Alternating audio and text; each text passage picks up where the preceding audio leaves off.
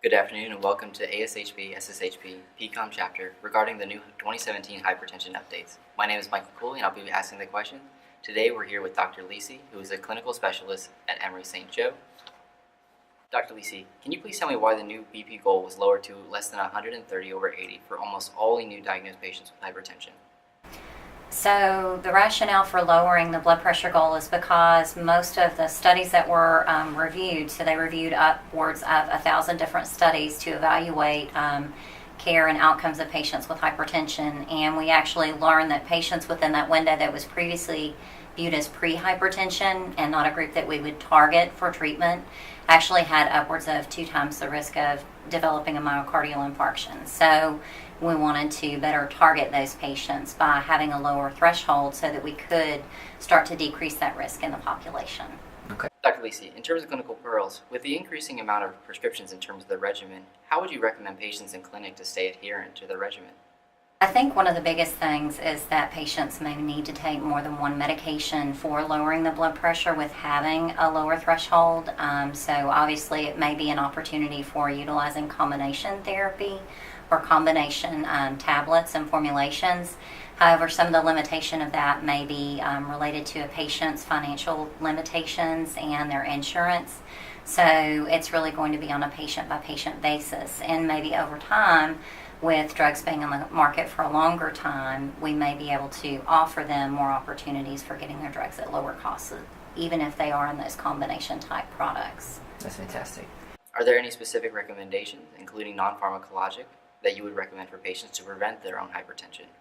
And that's one of the good questions, because that is a big underlying theme with the updated guidelines, is the importance of non-pharmacotherapy in terms of patients adhering to a heart-healthy diet, meaning that they're eating more fruits and vegetables, foods that are lower in saturated fats, and also increasing exercise, and also lowering their sodium intake, because those are all components that will overall have the potential for reducing their total blood pressure as well, upwards of maybe 10 to 11 millimeters of mercury in total when we incorporate both lifestyle changes as well as those dietary changes. Thank you. In terms of role of the pharmacist, what activities would you expect the pharmacist to have a more active role in?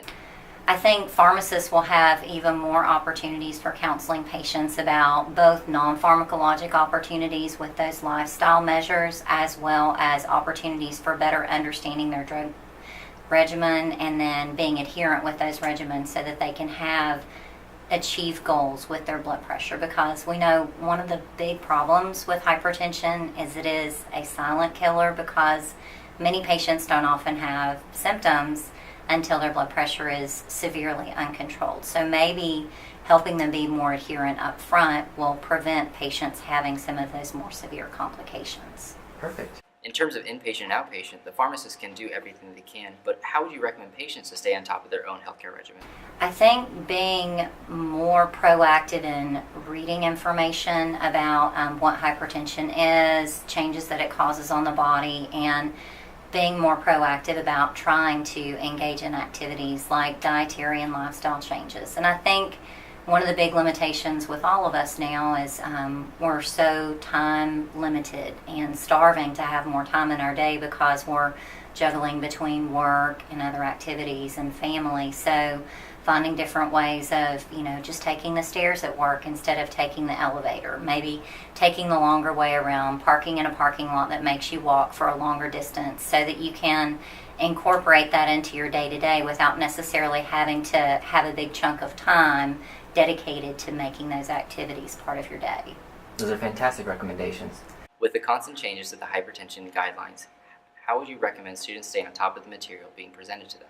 I think that's challenging because students obviously have a heavy load on their plate already, and it is hard to keep up with just the general material, and many of our textbooks, unfortunately, with the tertiary literature, are going to be somewhat behind for these new studies and guidelines that come out. So the ACC-AHA actually has a good series of videos and webinars that are available online that go through updates and training so that they can learn those differences. So I think with our new technologies that we have available, it's something that makes learning and kind of having that comprehension more accessible, and not just having to wait for it to come out in a textbook.